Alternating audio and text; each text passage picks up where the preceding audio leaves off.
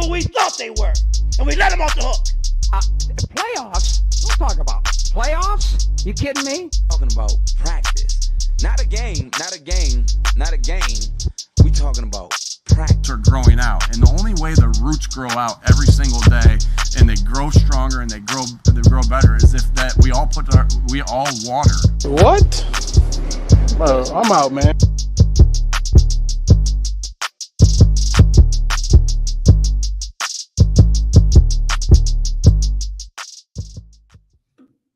What's going on, everybody? Welcome to a special Sunday night edition of Chip and Drip here on the AAT Sports Network. We're doing Sunday night because the Eagles play tomorrow night on Monday night, our usual night.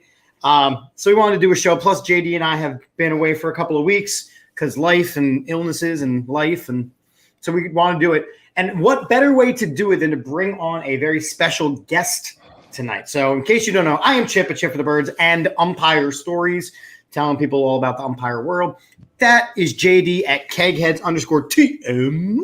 And we are joined tonight by Shawn Syed. And if you don't know Shawn, you are not one of his 20,000 followers on the Twitter. He is the Vikings schemes breakdown for the Daily Norseman. So, yes, my friend, we are bringing in someone who knows something about the Vikings for the big matchup tomorrow. Shawn, thank you for joining us. Guys, I appreciate it so much, and I'm already sweating after that intro video. You know, a lot of bass in my ears to really just continue to get me pumped up for our Monday night matchup.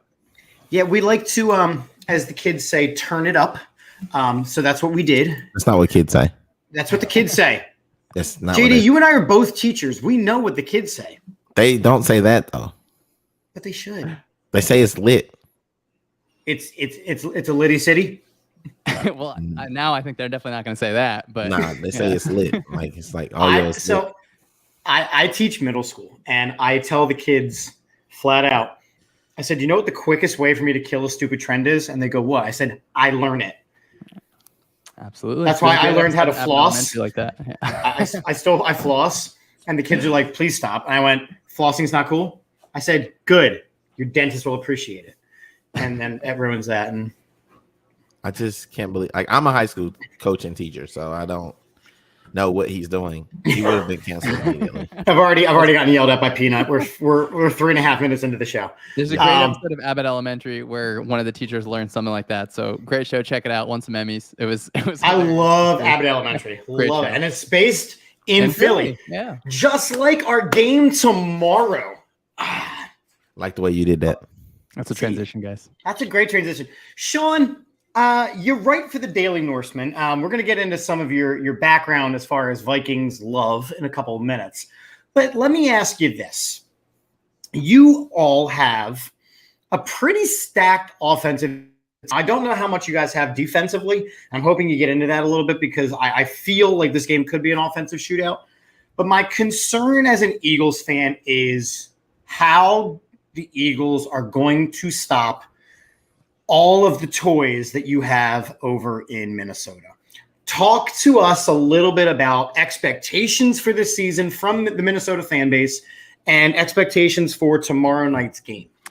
I think the Minnesota fan base has been so fun to sort of be a part of because there's just this overwhelming pessimism just constantly. So even before week one, I talk to some of the writers and say, hey, we could beat the Packers, right? And they're like, no, like, trust me, we get roped in every year.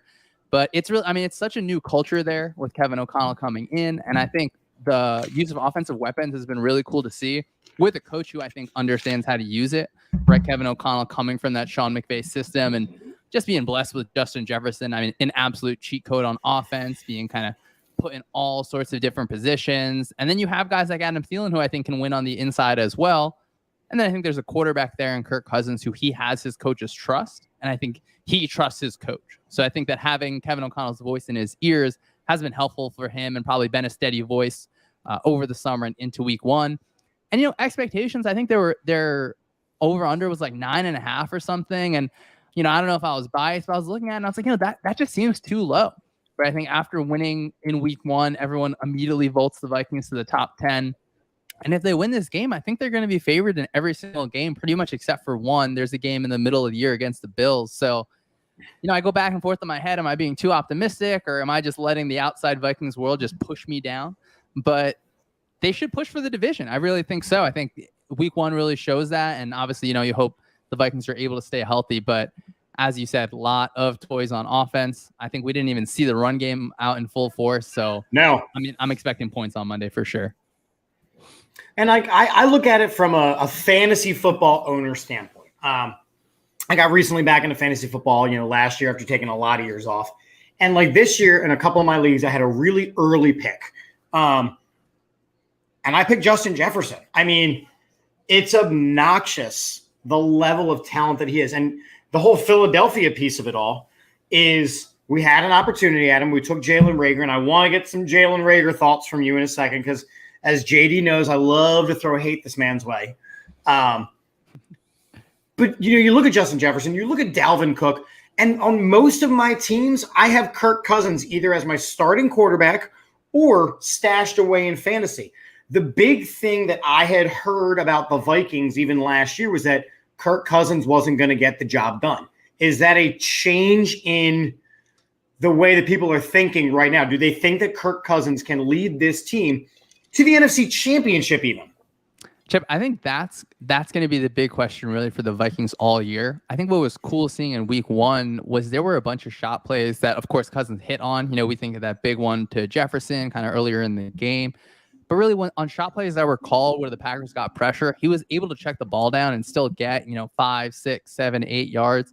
I think Kirk Cousins knows who he is, right? Like, unfortunately, all of us have not been blessed with the arms of Patrick Mahomes, Josh Allen, and Justin Herbert, right? And that's okay, right? An offense can still function within its limits without having that. Certainly, I think every quarterback would love to have that.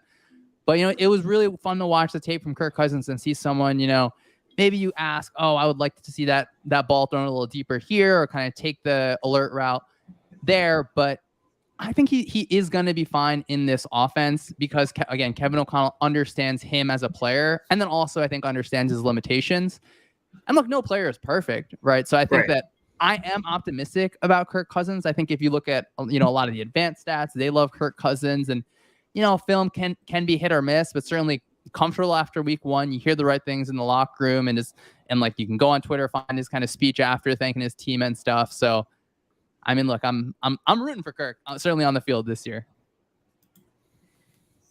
JD, you're an outsider to this whole world here, right? So JD, as the people know, is a Steelers fan.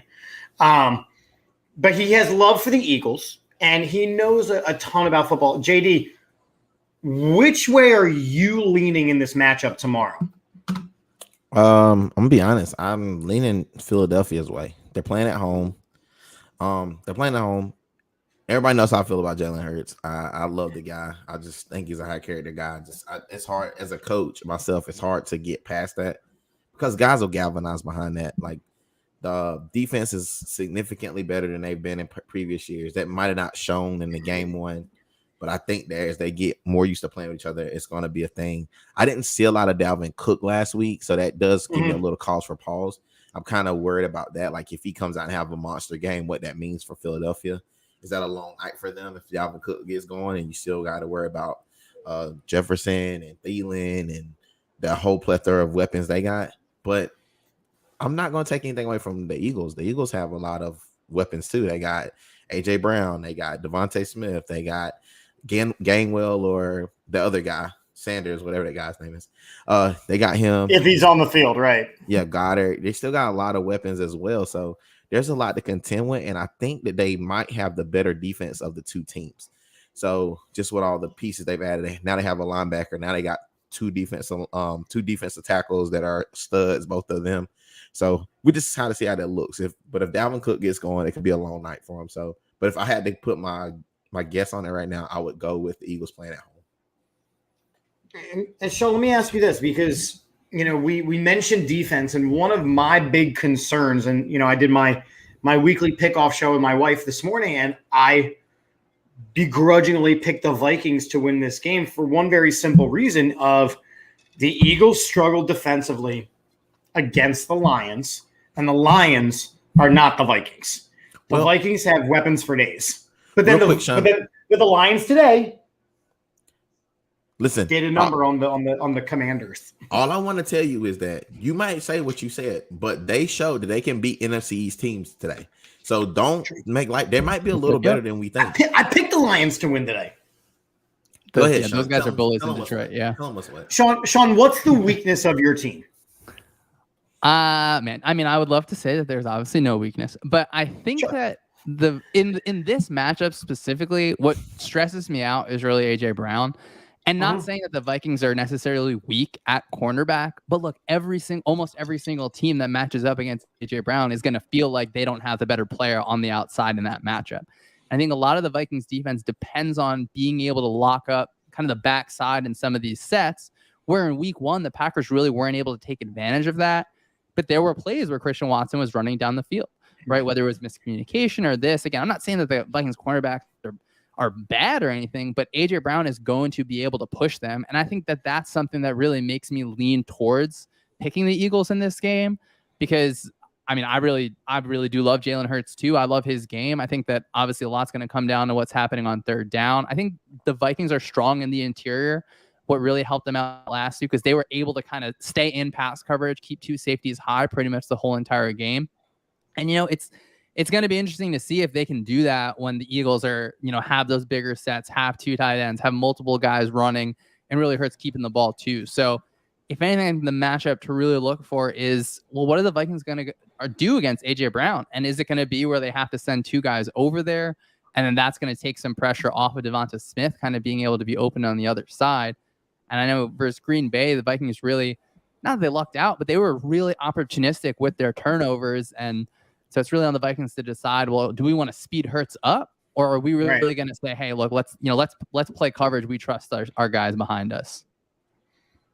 So, I mean, I think that's a really fair. And you're mentioning a bunch of the matchups that we kind of need to watch for. I mean, what is, obviously the corners versus AJ Brown and our defensive front against your offensive line. I mean, what is the one matchup that is going to be the deciding factor tomorrow?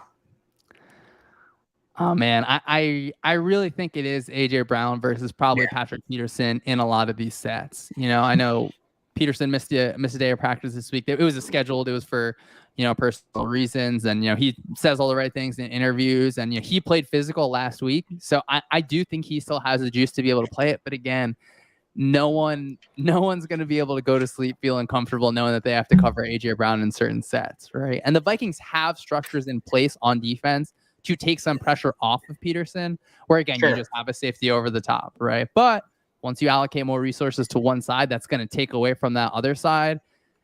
And then, it hurts I think may just have a big smile on his face, really seeing kind of the defense, turning their heads around every time. I mean, I tend to agree. Now, so I'm looking a little bit overall at the NFC North. And I personally feel that the Eagles and Minnesota are kind of in the same space here. It's our division to lose.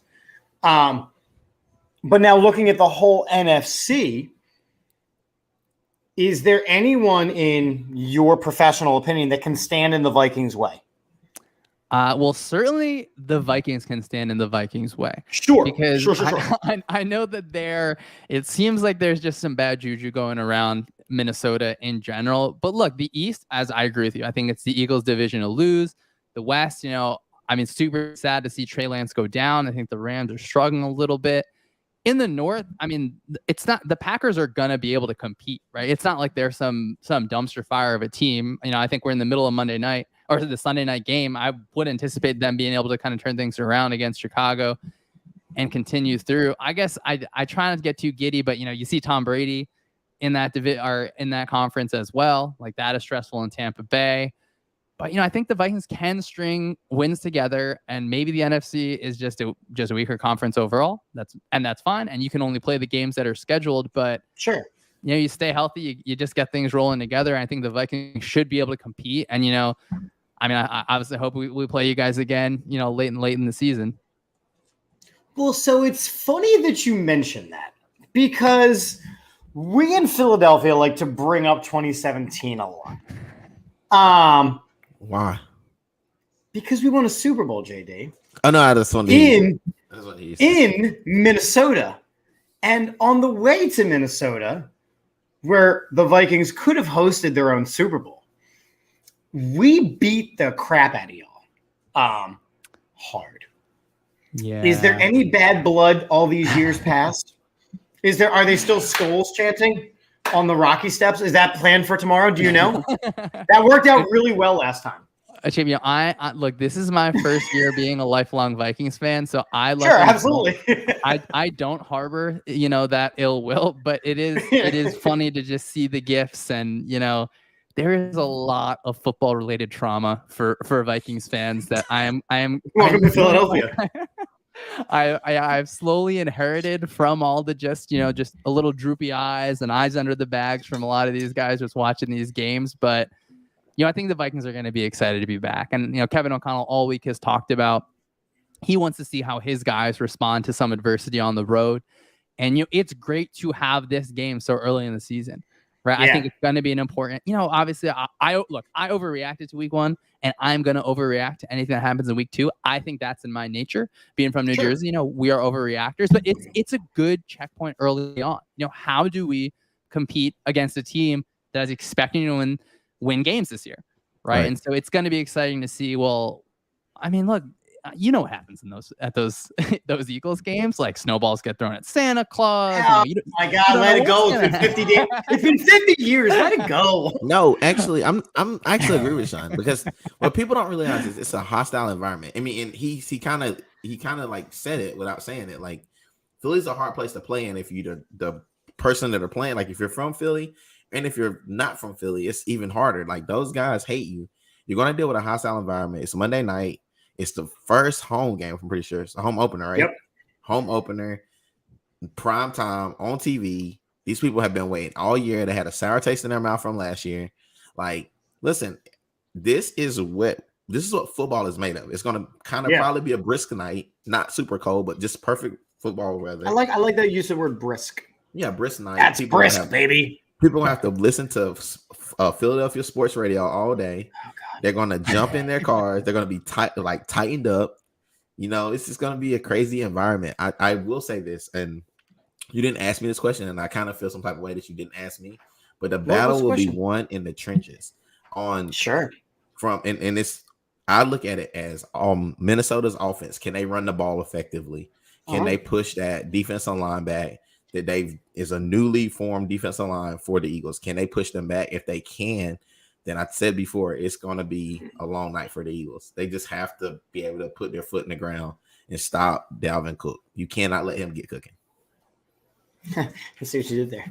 And Javier's chiming in saying, no offense, but the Vikings should not have been at that game against us. Yeah, y'all should not have rolled in skulls deep on that, because we went fulls deep on it. I'm glad they were, but, yeah, that's right, JD. See what I did there? Yeah. Yes, I did. Like Dalvin's cooking. You know what I'm saying? Dalvin's cooking. Let's see. All right, so you mentioned, and this is the last kind of point before we get into some shenanigans with you, some Syed-sized shenanigans with you, if you will. But actually, this is almost going to count as a shenanigan. So you have a feller on your team. And JD mentioned that it is difficult to play in Philadelphia. And y'all traded for a filler who is now your return man by the name of Jalen Reagor. What has the reception been in Minnesota for this bum who barely could make it off of the streets in Philadelphia? And what do you think or predict the reception is going to be tomorrow at the first home game that he's returning, the home opener against the Vikings? My wife chiming in with a very simple, Reagor sucks. Come on, Tila. Get that man a break. Does Jalen Reagor survive his welcome home to Philly a la Ben Simmons style? Well, Chip, I don't know why anyone would think that anything hostile has ever happened in Lincoln Financial Field. So I don't really understand the premise of this question, but it was really funny to hear the Vikings special teams coach talk about Reagor. And he had a nice punt return. It was only 7 yards, but it was important. That doubled his total from last year. Exactly. That doubled what he did in Philly. Not taking the Jalen Reagor slander, broke a tackle. It is important, right, to have that. I do think he is really going to get the booze rain down upon him, but hopefully the defense is just turning the ball over, and then, obviously, really hoping that they cut the booze off at Lincoln Financial Field pretty early in the night. I think that would probably be best for everyone's safety. But he's a return guy. I think he's gonna play his role well. I really like the Vikings special teams coach and what they put together. So, according to your depth chart, he's the second string for Justin Jefferson, which, funnily enough, is where he was picked as well. You mentioned that the booze could get cut off. The only way that happens, it doesn't happen. If Jalen Reagor goes onto the field for a punt, for a snap, a pregame, a postgame, he's gonna get booed. Okay. So Adam's gonna be there booing him. The Okay, Birds, but Beers, and BS crew is gonna be there booing him. Jalen Reagor is not making it. Yeah, he's gonna get obliterated. Go ahead. Why would you boo a guy that you didn't want? Like, that's why I understand, like, Ben Simmons stuff. Like, you boo a guy you no longer want. It's like the girlfriend. Like, you don't go to her wedding and boo her at her wedding because she married someone. Yo, I would. I got some doozies. I would totally do it. That's weird. I know. But listen, here's what it is. And I do agree that if we had drafted Justin Jefferson, he would have not had the same level of success because we didn't have the things in place. So I do understand that. But the reason why he gets booed tomorrow is because of the amount that he put this franchise back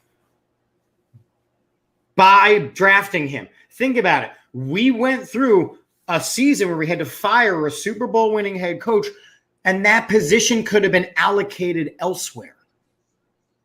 Now we've gone out of our way to get a stud number one wide receiver through no thanks of Jalen Reagor. It's the same reason that J-Jaw gets booed if the Seahawks come here.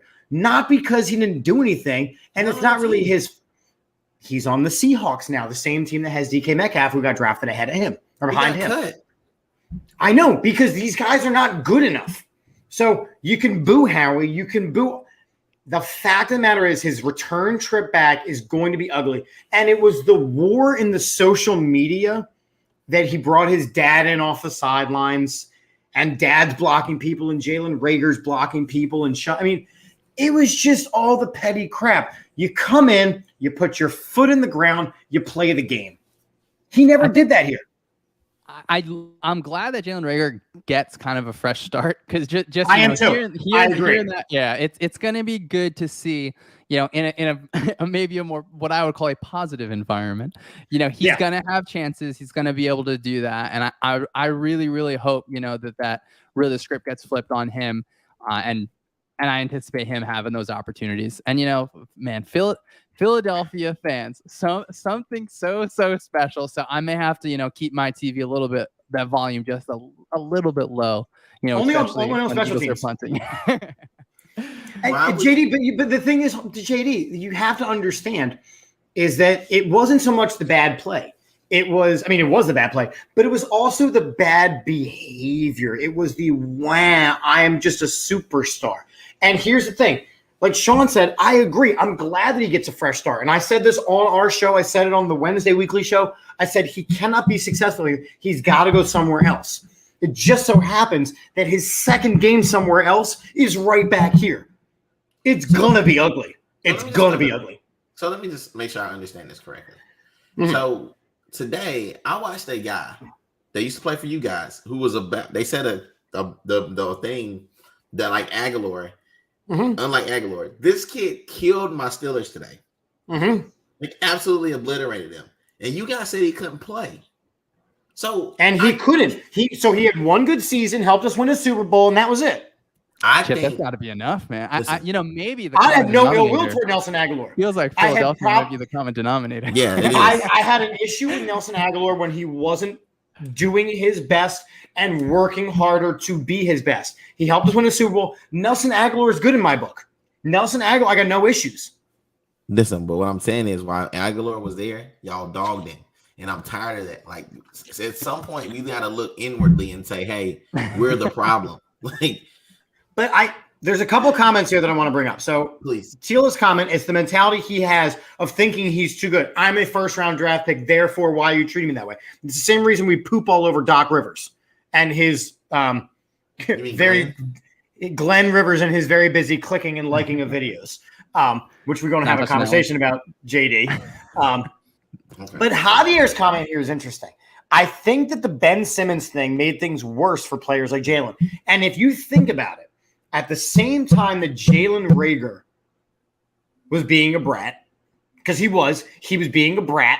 We just don't mess with him. Ben Simmons was being a brat. Carson Wentz was being a brat. There was dudes on the Flyers being brats. There were managers for the Phillies being brats until Philadelphia doesn't put up with that kind of behavior.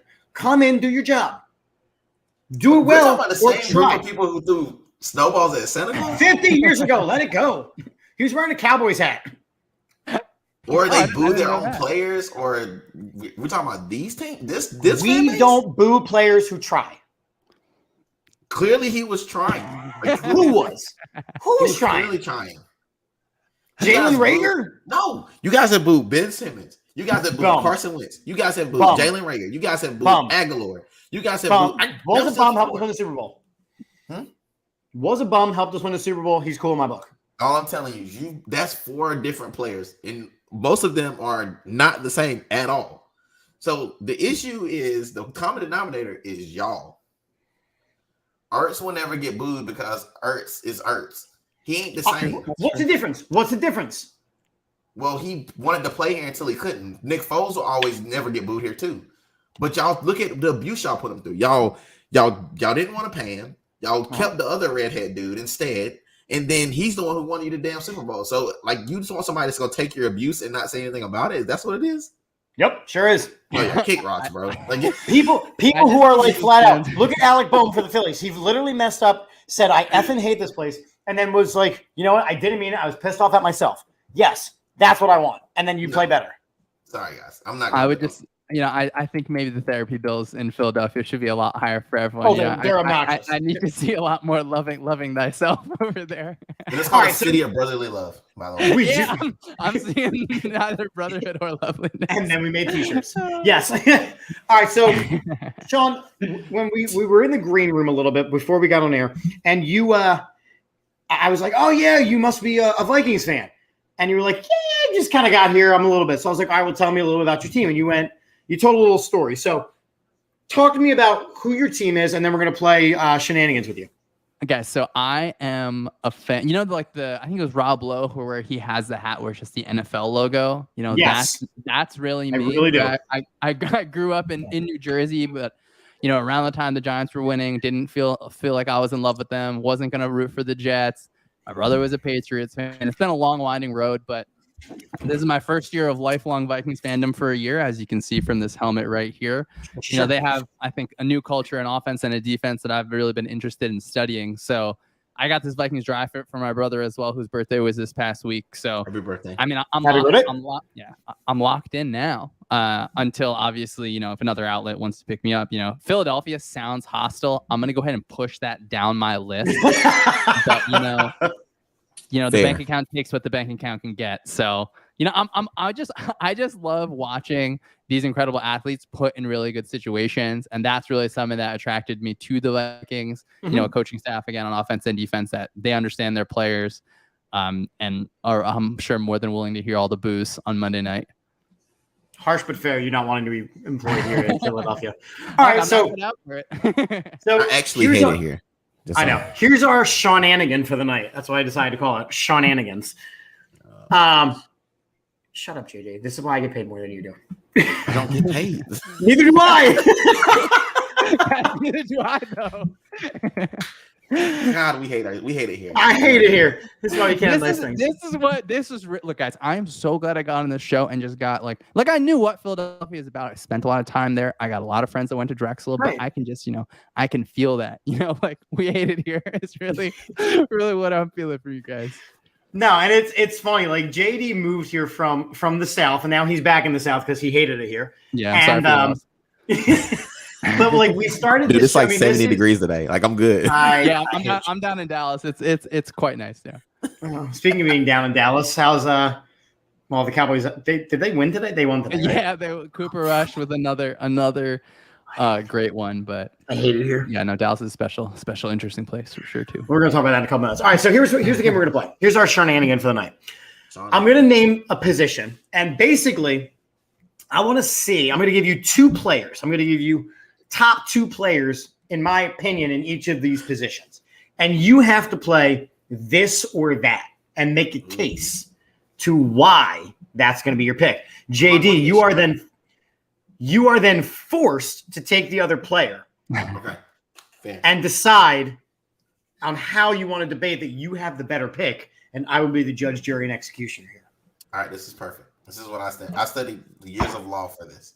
This is our Shenanigan. So does Shawn. That's what Shawn does. Oh, really? Yeah. Yeah. I'm a lawyer. This is Okay. great. You know, I'm glad I get first pick on all of these. You know, feels like balls in You my. get the in my first court. pick on all of them. So we're going to go young QB here. Two of the top QBs in the NFL right now. With your first pick, are you taking Joe Burrow or Justin Herbert? I'm gonna go ahead and take Justin Herbert with a smile on my face. You know, despite his like rib cartilage, I think literally like just falling out of his body. You know, that man has an absolute rocket launcher attached to his arm. And I think that, you know, Burrow is great. I'm not going to shade Joe Burrow, but the way Justin Herbert processes the game, you know, it's almost sometimes where it becomes a bad thing, where he's processing the game so fast that he's getting to his checkdowns almost early. But I mean, man, guys, I know that we all saw that Thursday night game. Like, what a special player he is now. And, you know, I think the offense maybe starts to throw the ball down the field a little bit, but I'm going to go ahead and take Justin Herbert on that one for sure. So I know JD is excited for this because he gets to take Ohio State's own Joe Burrow. How about LSU's own? Go Tigers. Exactly, because no Ohio State quarterback has ever been good in the NFL. Thanks for proving my point. JD, go ahead. Go Tigers. First off, Go Tigers. so I just want y'all to know that Justin Jefferson, I don't know if anybody forgot, Joe Burrow literally just made it to the Super Bowl. He still has Jamar Chase. Still has T. Higgins. Whoa, you don't get to pick all his friends. You just get to pick the player. I'm saying that's what I'm saying. But I just want to let you know all of his weapons. I just wanted to make that known. And then I would like to throw that out that dude has an amazing swagger that like I've never seen since like 100%. Joe Namath. Like that dude would basically walk out here in a fur coat and like naked up under the rest of it. The kid's got stones. He can throw the ball all over the field. He also processes the game at a very high clip as well. So I think that was a pick 'em. So I'm just gonna go with Joe Burrow and just like, and he plays in the AFC North, which has way better defenses, and he carved them up last year. So I'm going with Joe Burrow. So I am the decider. You both made great cases. I am going, due to JD's argument of swagger, stones, and all the other Burrow-y things he said. Yep, I did that. The intangibles, if you will. I agree. They're both stud quarterbacks. And I think I personally would take Joe Burrow if I had the choice, even though he started off the season a little slow. I just also think that everywhere Joe Burrow's gone, he's been a winner. Except for Ohio State. So he left. And Herbert doesn't have that track record yet. So I'm taking Burrow. Okay, this one I feel is probably one of the tougher ones. Oh, hold on. You have to take a running back. Are you taking Jonathan Taylor or Derrick Henry? Shawn, you get first pick. I'm gonna go ahead and I think this is an easy one. You know, I thought the last one was gonna be an easy dub for my side as well, but you know. Well, now you know I'm looking for swagger and stones, apparently. Before we even get to that, I mean Justin Herbert, I love him because people can lead in different ways, guys. Come on now. You don't have to be Mr. I wear pink shades. You can be the silent assassin. For me, the haircut that he got kind of did me in. Fair enough. Yeah. I'm gonna go ahead and choose Jonathan Taylor on this one. I do not ever want to be ageist. I do think it makes a big deal though, just on how many carries Derrick Henry has had. Yep. And Taylor is kind of more ascending. But man, Derrick Henry is so special. But you know, the way I think Jonathan Taylor just gets through the hole with authority, and like he physically runs as if I think he is angry at the world. So, maybe he's got a little dog in him, just like the rest of Philadelphia. And so does Derrick Henry, of course. But I really think that, Taylor's going to have a little longer tail going ahead. And man, that man has seen a lot of carries and a lot of football, and nothing gets better than a Derrick Henry stiff arm, but still going to go with Jonathan Taylor on that one. So because you made this easy for me, you threw me an alley once again. I've never seen a man stiff arm 15 yards down the field and then outrun like half a team. And he's also 6'6" and like 295 pounds. And he also runs a 40 and a 4.3. And they based the whole offense off of this guy. And Jonathan Taylor probably will never win more than 4 games because the Colts actually suck ass cheeks through a straw. And just to be honest, like really, I mean, you're never really out of game with Derrick Henry. Like, I don't care if he's like has 1 carry for like 3 yards in the fourth quarter with 26 seconds left. I still take that dude over like 99% other of the NFL running backs. And yeah, Jonathan Taylor is ascending. That's fine. I just need to see more things from Jonathan Taylor because he's got to do a lot more to win. Like, because they suck. Like, they really stink. Like, I think they have like, do they still have Carson Wentz? The Colts? Yeah. No, they have Matt Ryan. He's a commander. It got even worse. Didn't this Carson guy Wentz lose like a Super Bowl by yeah. like to the Patriots when he was up by like 55 points? Like, Yes, Matt Ryan did. Yep. Yeah, he's done. And Jonathan Taylor's gonna like blow out his knee like next year. It's over with. Like, it's happening. I'm sorry. But this year, Shawn gets this win. Shawn gets this win because Jonathan Taylor is the best running back in football. Derrick Henry does not have the same tread left on his tires. And now that A.J. Brown is in Philadelphia, they haven't replaced him with a different wide receiver threat. So he's going to get overused this year. Derrick Henry may only have 3-4 good seasons left in him. What was the question, though? Derrick Henry versus Jonathan Taylor? Are we just saying who it would take? Well, you're taking the opposite of what Shawn's taking. Right. But I'm saying like, okay, never mind. I take Jonathan Taylor. I still think Derrick Henry. Still, I really do believe it. Now we're gonna really Shawnanigan it. Which Kelsey brother would you take? Oh man, I am a proud youngest sibling of 3. And no Philadelphia bias, obviously, but I'm gonna take Jason because I think he might be a little funnier. And that's again, it's no shade at Travis. I think they have a podcast together. They do. It's amazing. Yeah, I'm not sure which one's younger, Jason or Travis. I think Travis is. I think Travis is younger. Yeah. Okay. Yeah. Travis so you're is taking younger, Jason Kelsey. Yeah, even though that I am the youngest sibling, sometimes the older brother gets the funny genes on this one, but also just the position that he plays, center. It's not a loved position. I'm sure in Philly they do, but the things he can do and really open up that offense, just being so fast, kind of pulling around the outside. I think it's unique, and I know that I'm going to hear about Travis Kelce's swagger in a second here, but I think Jason. Oh yeah. Jason's got my vote. I think that the real question, I'm framing this question as which one would you rather have at the Super Bowl parade? And it's obviously a tough question, but I think it's going to be Jason for me. Okay, I'm going to go with this. So I saw Travis Kelce work out probably 2 years ago. Dude's an absolute monster. First of all, the dude can pull off a fade, like a legit low fade, like better than like any black dude I know. He's into the sisters, so he's invited to every single cookout. Like, so I mean, I need to be honest. Like, this really is a no win. Like, this is really like a stalemate because they're both like super cool. Like, I just want to be invited to their Turkey Day, like their Friendsgiving or regular Thanksgiving. They're from like Cincinnati or something. So I mean, end of the day, they're like, they're super cool dudes. Like, honestly, I will submit. I'll get rid of Jason Kelce. I don't want to fight about this. They're brothers. Like, just can we just go halfsies on this one? Well, so I'm abstaining because obviously my pick would be Jason, being Mr. Philadelphia, and I want his number in the rafters, and I want a Jason Kelce jersey. Like, I'm going to abstain obviously because I'm slightly biased in this situation, but I love me some Travis Kelce. So absolutely. I concur. The All Packers right. are ass kicked, aren't they? Yeah, they are. Adam's telling us now it's 24-7 Pack now, which I'm not surprised at because Justin Fields is ass. All right, I got two left, and they are both football related, but they tie into social media a little bit too. Shawn, would you rather be forced to hang out with Jackson Mahomes or Brittany Mahomes? Oh, there's not a chance I'm touching this question. There's absolutely no way. And look, my wife audibly said "ill" from the other room, and then made sure to type it in. David.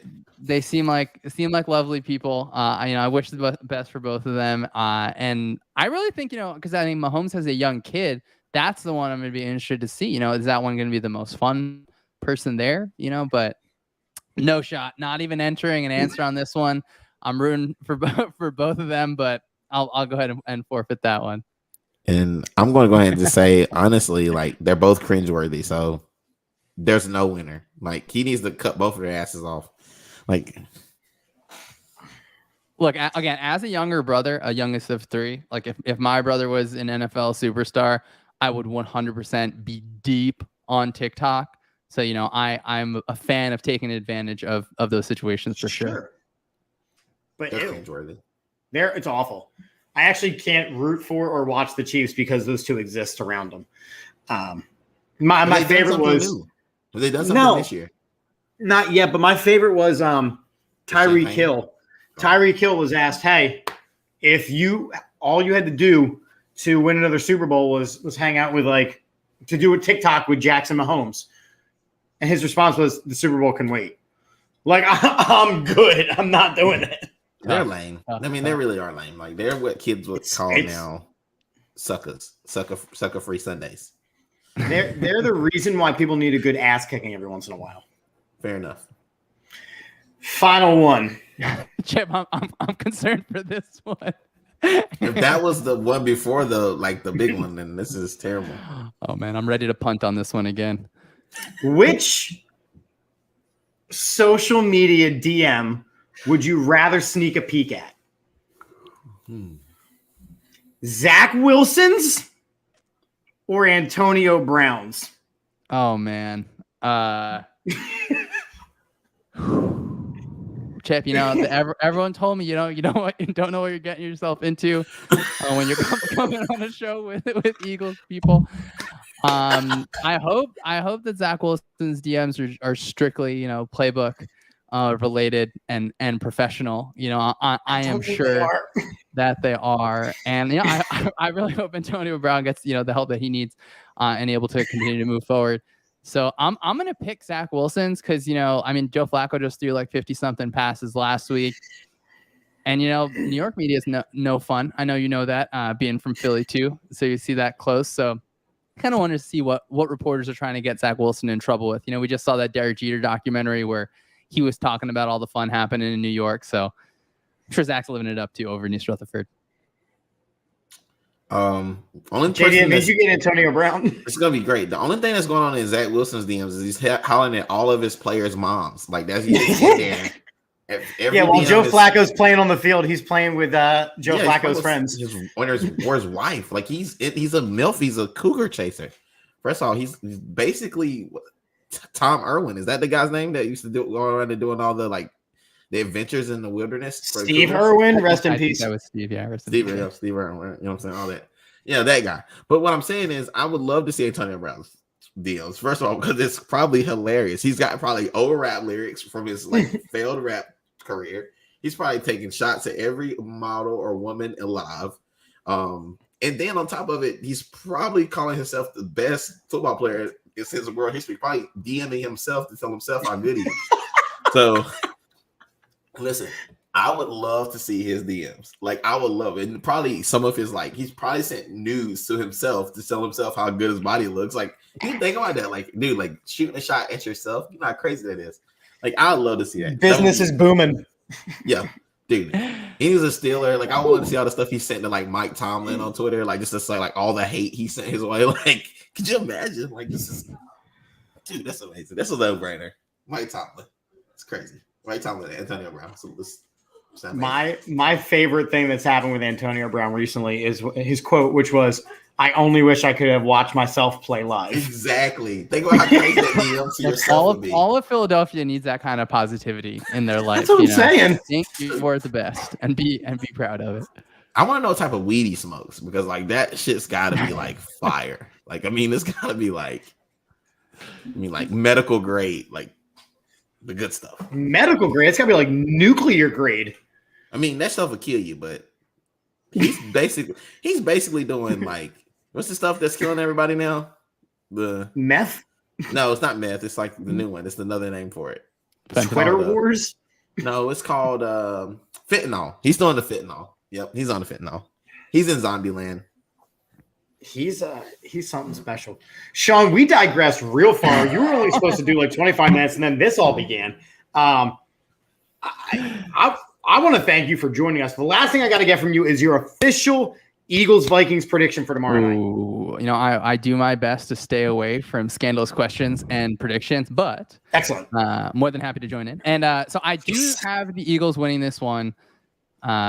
Obviously hope I'm wrong, but I'm thinking, 28-24 Eagles. I think it's going to be a fun game on offense, and it's going to come down really is, like as Jalen Hurts, the guy that we love to watch, and can the Vikings kind of capitalize on turnovers, maybe lock down AJ Brown a little bit, but I just think Philly's got a little too much. I think being at home and me, just like me entering this hostile Philadelphia situation, it's going to be an uphill climb for the Vikings. So I got Philadelphia 28-24. More than happy to be wrong on that one though. So my wife was tap dancing in the other room trying to prove our point, because again, in our weekly pickoff today, I picked the Vikings out of sheer necessity of having to pick them. I think they're going to win. I don't want them to win. So we kind of are splitting the difference there, you and I. Yeah, I think it's going to be really fun, and it stinks that we don't get to watch Josh Allen during Monday, because he's going to be playing. Yeah, what the hell? Well, double Monday night games? Like, come on. Yeah, but I really, really think it's funny to have this kind of matchup this early in the season where you're like, wait, this is like actually like could be really defining, I think, in a lot of ways. But it's going to be interesting to see how the Vikings respond, because they're going to get punched in the mouth, I think, at some point. And is it going to be where Hurts can really keep building off of last week's third down success? And I don't know. I'm hoping that they're not going over 50% from third down again. But it's going to be interesting when, AJ Brown, he is just so special and just such really a game changer on that field, and I think really tilts it in one direction. I wouldn't be surprised if the Vikings win. I don't think it's going to be, a huge blowout, but either way, that get the Minnesota Vikings out of that field safely and have no objects thrown from the crowd. I know they're not going to throw objects. Just make sure that they don't stand near Jalen Rager. He's gonna get shit thrown. They'll probably put him under the tent for in the injury tent, for the entire game. You have to borrow J. Jaw's mother's umbrella. Stop it. Man. Stop it. We got in trouble for that a couple months ago. He hasn't told the story, but we got in trouble for making fun of J. Jaw before he was released. No, you got in trouble. He didn't call me. Guys, I think the only person that's going to get in trouble after this is me. So, I'm concerned for my my stability going forward. No, you're good. You were fantastic. Shawn, tell the people where they can find you, because you do an awesome job. I appreciate that so much. If you're looking at the screen, it's just at Syed Schemes, SYED Schemes. I'm not going to pretend like I get in as many shenanigans as these guys. I try and keep it strictly business over on our feed. But, got to have that balance. We just follow us along for X's and O's stuff. I really like going through the film, kind of going deep on that. And then I do some writing over at Daily Norseman. Again, lifelong Vikings fan for 1 year starting this year. And hopefully we start off with another bang week 2 against the Eagles. Shawn, man, I appreciate you coming on tonight. I know I just texted JD. I was like, JD, I'm bringing this guy on. He's like, all right, cool, let's do it. So with a lot of planning and a lot of preparation, you absolutely came on. A lot of laughs, a lot of shenanigans, and you are always welcome to join. I know we're going to bring you on to the flagship show at some point this year, but you're always welcome if you want to have some shenanigans on a Monday night. I really appreciate that, guys, and just got to end it off with it. Of course, go Vikings. Looking forward to it. Well, that's Shawn. He's never welcome back again. Thanks, Shawn. Appreciate you guys. Take it easy. All right, so that guy was awesome. Yeah, it was dope. That guy was dope. JD, it's been a couple weeks So I had some things that I wanted to discuss with you. It is a school night, so I do want to keep it a little bit short on some of these. How about we give ourselves a clock? How about we give ourselves a clock? We give ourselves a time. Well, we shouldn't need it. Not all these are that long to discuss. Yeah, but when we have a lot of them, they take a long time. All right. No more than 4 minutes per topic. We won't need it. How many topics are there? Not that many. I don't trust shit you say. You shouldn't. All right. Topic number 1. The Sixers. The Sixers added Montrezl Harrell. Yeah. Is he a game changer? Absolutely not. I saw him playing Greenville. I saw him playing like Greenville like 3 weeks ago in this damn Pro-Am league. They were dogging his ass. So no. It doesn't change. Oh, in the Pro-Am league? Like he's not up to snuff? No. They have a Pro-Am league in Greenville where like all these guys playing it from like the Hornets and all. They come to Greenville and play in this Pro-Am league. And they charge crazy amounts of money to come in and watch him. He like got dogged out by some Greenville like local kid. And ever since then, I've like lost confidence in him. So no, I don't think he changes shit. All right. Yeah, and I agree. I mean, and they signed him to a 2-year deal. Like that was surprising to me. Yeah, that's whatever. We're doing whatever happens at this point. I don't trust shit what Daryl Morey has going on. So like, I'm not expecting much change from last year. All right. Topic number 2 is about your Steelers, and you can double up a little bit. You have a little bit of leftover time. You have 3 minutes left over for Montrezl Harrell. So if you want the full 7, you can have it. Okay. Does TJ Watt being out cost you your season? No. Okay. What costs us our season is Mr. Trubisky can't throw the ball more than 15 But we knew yards. that. We knew that. And were they already cheering for Kenny Pickett to come in? Because he's not the lifesaver either. No, but I think he has a more of a wild card. Like I saw Kenny Pickett trip over his feet today. I mean, not Kenny Pickett. I saw Trubisky trip over his feet. Like he had 14 yards ahead of him and he just slid for whatever reason. I'm like, what the hell are you doing, guy? So like I don't trust Trubisky. I think Trubisky is a career backup. I thought that he could just be a game manager, but the game manager has to be able to throw the ball to some damn body. Then in the game when we need him to score, like Patriots really, they won by 3, and we really should have scored like coming out. So it's just like I'm just really frustrated with him. I'm much rather just take the small hands and just throw caution to the wind. You know what I'm saying? I watched a lot of football last week, and I was actually kind of bummed that we didn't get to do our show because there was a lot to discuss. The Steelers barely escaped week 1 with a win. Yes. Barely. And then today, against a Patriots team that I did not think was all that talented, I don't think that they're not. They don't have any offensive weapons. When your best offensive weapons are Mac Jones, Nelson Aguilar, and Jacoby Myers, you're not a good football team. Well, they got Harris, too. Harris is a beast. They got Harris, and they got Devontae Parker, yeah. But I don't think Mac Jones is a good enough quarterback. I feel like that should have been an easy win for the Steelers. Listen, don't tempt me with a good time. Like these guys suck. We know what it is. Like I'm just happy to make it between now and breakfast every day. Like I'm just happy. Like I don't know. Like Kenny Pickett's the guy. Maybe he's not, but I think he's better than Trubisky right now. All right, that's fair. I don't want to get my blood pressure up. I just know what it is. All right. Looking at the current undefeated teams left in the NFL. Now I'm not going to count the teams who haven't played their second game yet. All right. So they got to be 2-0 right now. Right. So like the Bills, I can't count them yet. The Eagles, I can't count them yet. The Vikings and the Bears are currently getting their asses kicked, so we're not going to count them either. Are the Dolphins 2-0? The Dolphins are 2-0. They beat the Patriots and then they beat the Ravens today. So here are the teams. Here are the teams that you can choose from: the Dolphins, the Chiefs, the Giants, the Bucks.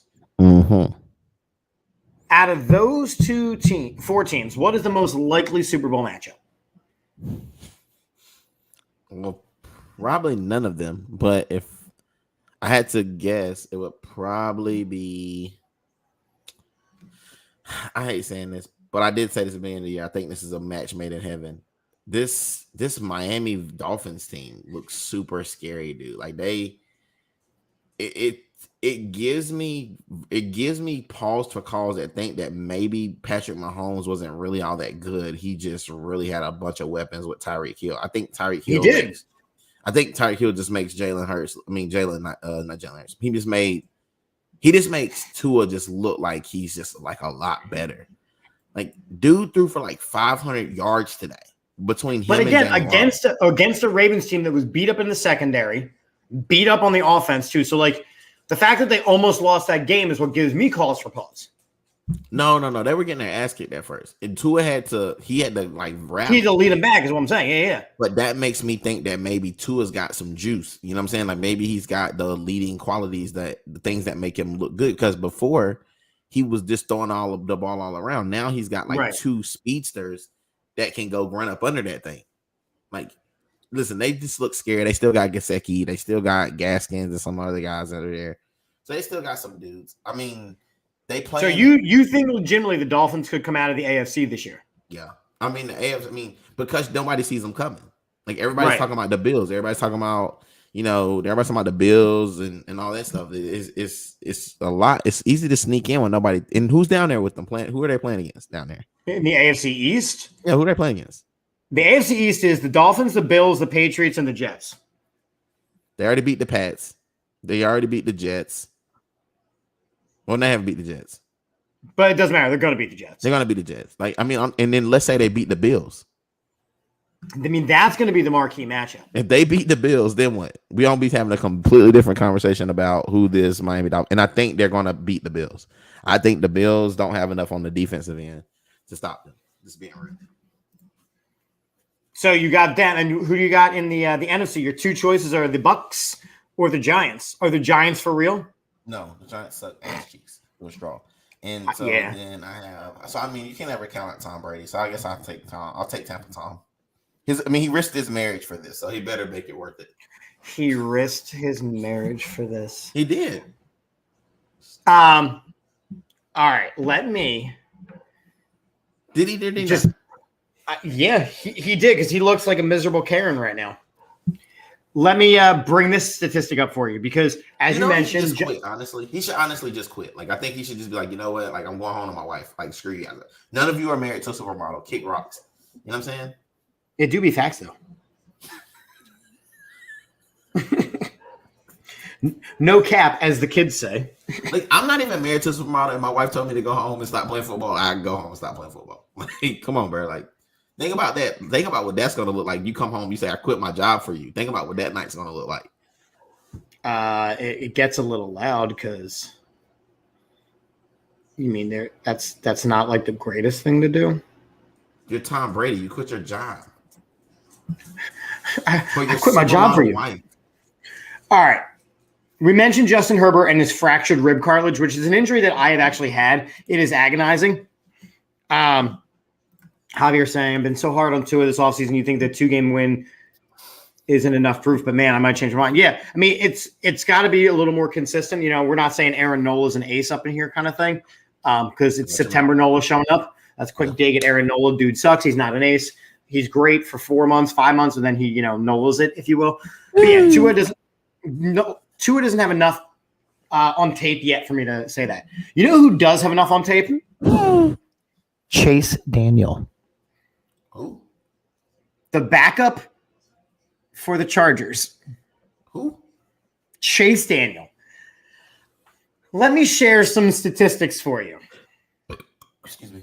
Chase Daniel is in his 13th NFL year. He has played in 71 games. He has started 5 times. He has tried 261 passes in his career and thrown for 8 touchdowns. He's a beast. He has earned $41.8 million. Okay. Where's the problem with that? Is there a more useless position in the NFL than being a travel man, backup NFL quarterback? In reality, let's just be honest. That's Kirk Cousins in a nutshell. Like, that was who he was. Hold on now. Wait a minute. Don't be insulting Kirk. No, when he was in Washington, everybody thought he was robbing them. Like he was killing them on was it franchise tag? They kept hitting them with when it first started. Yeah. He got so much money. He got pissed. Yeah, and he got so much money through that. You know what I'm saying? And on top of it, like think about like you don't get to pick a lot of times if you're the backup. Like you don't get to go in there and say, "Hey, I want to be this backup guy." Like look at Nick Foles.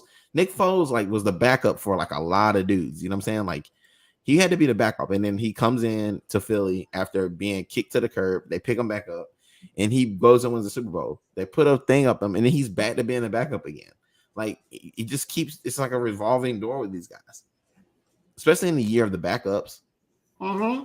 I mean, I hear you. It's just crazy that's allowed to happen. Listen, we had this conversation a long time ago about Colin Kaepernick possibly had been able to play back in the day. Thank you. Back in the day, but all those guys were playing instead of him. So let's be real. Like, I don't feel bad for anybody who's gotten swindled out of some money by this guy.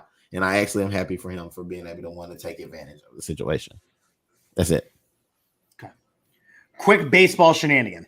Oh, God. Not even a shenanigan, baseball fact. A couple weeks ago, September 9th specifically, Major League Baseball's competition committee put in a couple new rules. Number one, there is a pitch clock.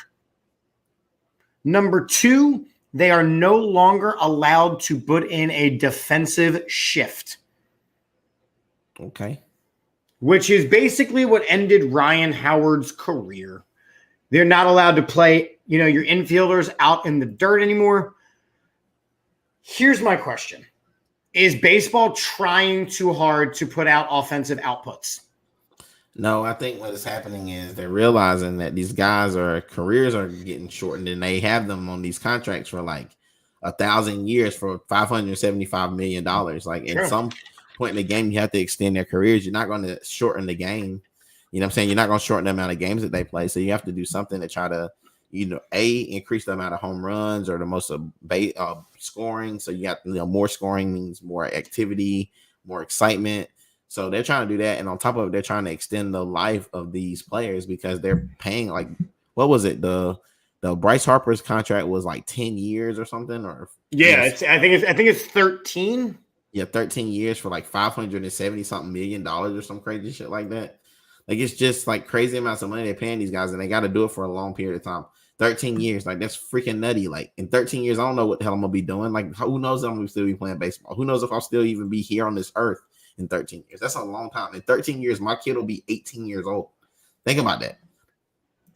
That's crazy to me. He'll be an adult man at that point. Like that's crazy. Last thing I want to talk to you about before I do probably one of the best shenanigans I've ever seen. Maybe. A couple weeks ago, we're going right into the college football now. Okay. A couple weeks. Why are you shaking your head? Why are you bowing your head? I just I'm physically exhausted about college football at this point. My boy's stinking right now. Well, a couple weeks ago, I watched a great college football game. What game was that? Alabama versus Texas. It was a great game. I was literally on the edge of my seat right up until the third team interfered. Oh, the referees. That shit got real weird. That should have been a damn intentional grounding or safety in the end zone. Yeah. Hold on. Not only do I agree, I have the play. Hold on. You're actually going to show it? Oh, yeah. Hell's yeah. That shows you how much money runs the college football. Alabama can't take that type of loss first game of the season. So I had at least 3 calls that were decided by the officials that changed the games. Let's do it. Okay. This one right here is in no way universe a roughing the passer. No. Absolutely not. It could be an intentional grounding. It could have been a safety. It is not a roughing the passer. He wasn't out of the box. Nope. And they said because he was on top of him, he was able to throw the ball, which is being an intentional grounding, which didn't mean, it's like if anybody roughed him, it was his own player. And I get the guy cleaning it up, but the play was still live. He could have thrown it right. He didn't go in for a spear. He didn't go in hot. Nope. That's not that honestly, changed. That you know what I changed the just game. realized? Because I watched What's it that? before. They were just running because he was still trying to throw the ball. They're probably trying to pick it off. Correct. This not being called. Yeah, It was a fate. He got decapitated, and it was not called. And that was a big play in the game. Give me that neck, boy. All right. So that's the one. And then I got another play that I was a little bit shocked was not called. Give me a second to share it over here. Anytime you tackle somebody by their helmet in any way, shape, or form, it should be called face masking. In no way, shape, or form should you tackle by the helmet. I'm just gonna be real. Correct. And then this play, Javier, his head did a full 360. Agreed.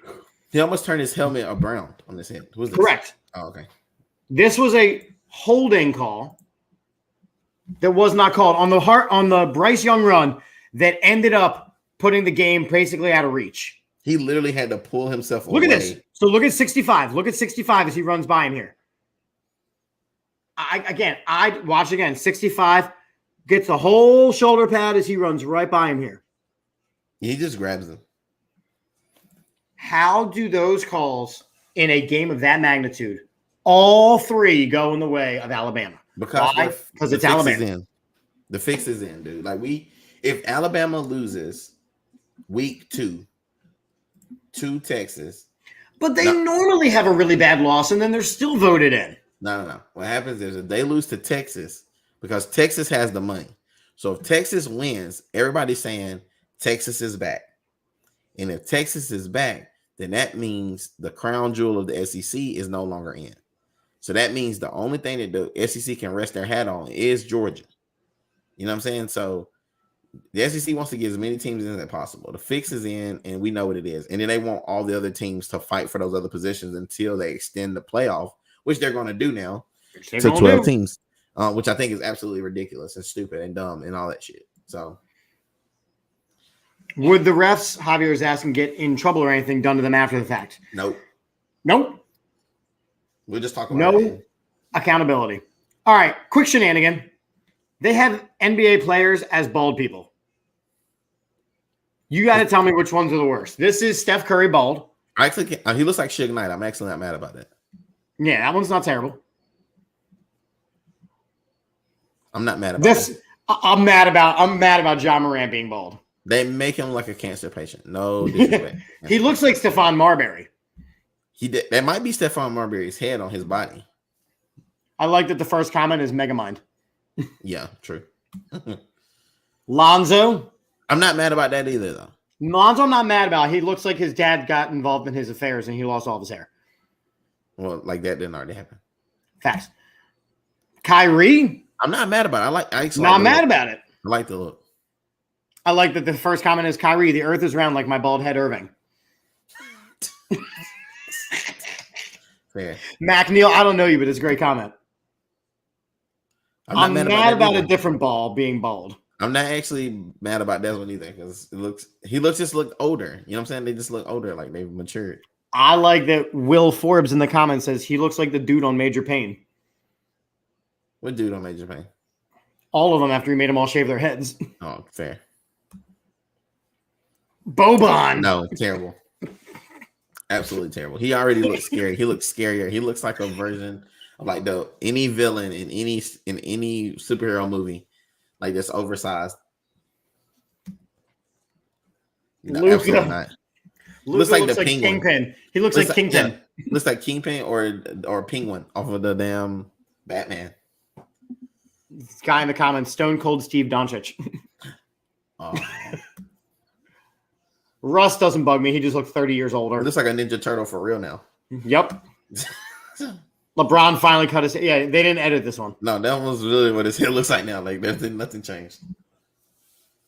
I don't like James Harden bald. I don't like it. I think if you have a big beard, you can have a bald head. Like I think that's a rule.